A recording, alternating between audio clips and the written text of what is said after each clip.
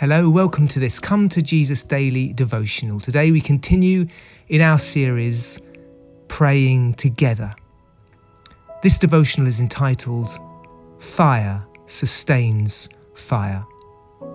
Let's read from Ecclesiastes 4, 9 to 12. 2 are better than 1, because they have a good return for their labour. If either of them falls down, one can help the other up. But pity anyone who falls down and has no one to help them up. Also, if two lie down together, they will keep warm. But how can one keep warm alone? Though one may be overpowered, two can defend themselves. A cord of 3 strands is not easily broken.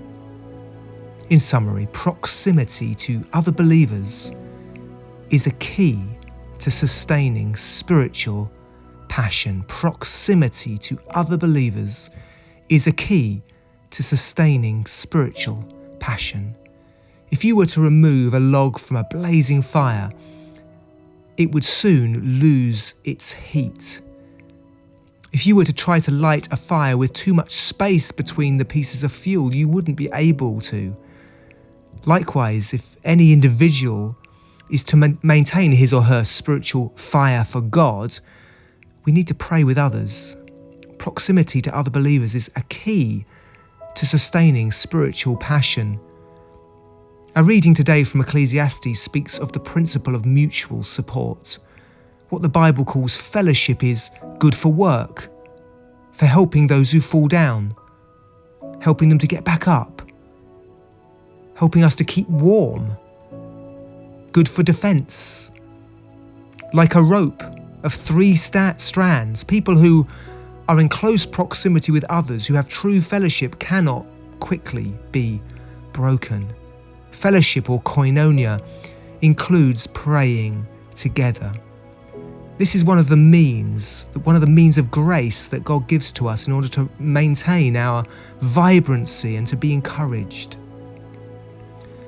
When we come together, the fire that God has put inside of us helps others to burn more brightly. On other occasions, it may be us ourselves that need to borrow heat from others. Paul speaks of the way that meeting together does this. He uses the term builds us up, or we could say fans us into flame. But in 1 Corinthians 14:26, he says, "What shall we say, brothers and sisters? When you come together, each of you has a hymn, a word of instruction, or a revelation, or a tongue, or an interpretation. Everything must be done so that the church may be built up." Or we could say, so the fire is built up. It's easy to treat our church community as optional, isn't it? We can be lured into the thinking that we are strong and don't need others. We can fall into the trap of thinking that others don't need us, and that our lack of involvement is a personal issue and doesn't have any ramifications on others. The truth is, you need to be built up, and you're needed to build others up. We all need to receive and give the fire that God puts into each of us. In response, meet together no matter what. No matter your mood or circumstances, meet with others to worship and pray as much as you can. Of course, there may be circumstances that we can't. There may be good reasons why we can't.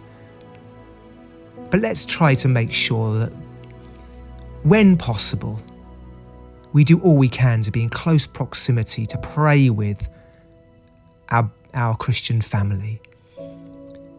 If we want to be built up and to help to build others up, we must believe that meeting with others is God's gift to us. Proximity to other believers is key to sustaining spiritual passion. God bless you.